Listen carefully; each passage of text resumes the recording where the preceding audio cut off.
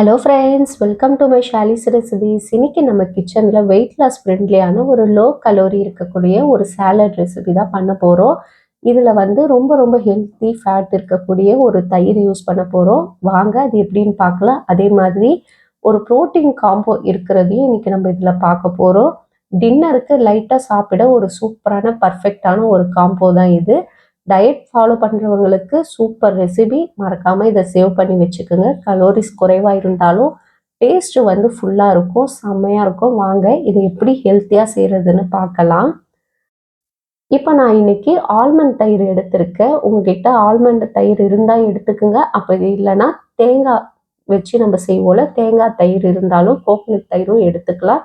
இது ரெண்டுமே healthy fat தான். நான் இன்னைக்கு ஆல்மண்ட் தயிர் எடுத்திருக்கேன். பாதாம் பருப்பை நல்லா ஊற வச்சுட்டு அதுலேருந்து பாலை எடுத்து தயிராக இது பண்ணி வச்சுருக்கேன். இது வந்து ஒரு 1/4 கப் அளவுக்கு நம்ம ஒரு பவுலில் சேர்த்துக்க வேண்டியதான். ரொம்ப டேஸ்ட்டாக இருக்கும். நீங்கள் நார்மல் தயிருக்கும் இந்த பாதாம் தயிரும் நீங்கள் யூஸ் பண்ணி பாருங்கள். இந்த டேஸ்ட் வந்து உங்களுக்கு ரொம்ப பிடிச்சி போயிடும். கொஞ்சம் பார்க்க தண்ணியாக தான் இருக்கும், ஆனால் நல்லாயிருக்கும். சாப்பிட்டு பாருங்கள். இப்போ இதில் கொஞ்சமாக சால்ட்டு சேர்த்துக்கலாம்.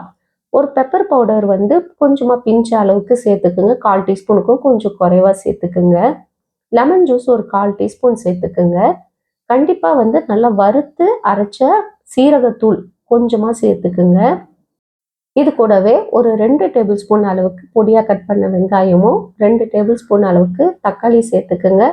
தக்காளி வந்து அந்த விதையெல்லாம் நீக்கிட்டு சதப்பகுதியை மட்டும் சேர்த்துக்குங்க. இது கூடவே நல்லா துருவின கேரட் வந்து ஒரு 2 டேபிள் ஸ்பூனும் 1/4 கப் அளவுக்கு வெள்ளரிக்காய் சேர்த்துக்கலாம். இன்னைக்கு வந்து நான் வந்து நல்ல ப்ரோட்டீன் ரிச்சான ஒரு காம்போ சொன்னேன்ல, அந்த ப்ரோட்டீன் என்னன்னா இன்னைக்கு நம்ம முளைக்கட்டிய பச்சை பயிறு தான் சேர்க்க போகிறோம். இது ரொம்ப ரொம்ப சூப்பரான ஒரு ஹெல்த்தியான ஒரு ரெசிபி இது. இந்த முளைக்கட்ட பயிரில் வந்து நிறைய ஹெல்த் பெனிஃபிட்ஸ் இருக்குது. இதை நம்ம சாலடில் கொஞ்சம் கொஞ்சம் சேர்த்துக்கும் போது நம்மளுக்கு சாலடு மட்டும் இல்லாமல் அதுலேருந்து நிறைய சத்துக்களும் கிடைக்க நம்மளுக்கு இருக்குது. இப்போ இதில் 1 டேபிள் ஸ்பூன் அளவுக்கு முளைக்கட்டிய பச்சை பயிறு சேர்த்துக்குங்க. அது கூடவே தயிர் உங்களுக்கு இன்னும் தேவைப்பட்டால் சேர்த்துக்கலாம், வேண்டான்னா விட்டுருங்க. உங்களுக்கு வந்து சாலட் நல்லா திக்காக வேணும்னா கொஞ்சமாக தயிர் சேர்த்துக்குங்க. நல்லா தயிர் நிறைய சேர்த்து சாப்பிட பிடிக்கும்னா இன்னும் கொஞ்சம் தயிரும் சேர்த்துக்கிட்டு இதுலேயே ஒரு 1/2 டேபிள் ஸ்பூன் அளவுக்கு பொடியாக கட் பண்ண கொத்தமல்லி சேர்த்துக்குங்க.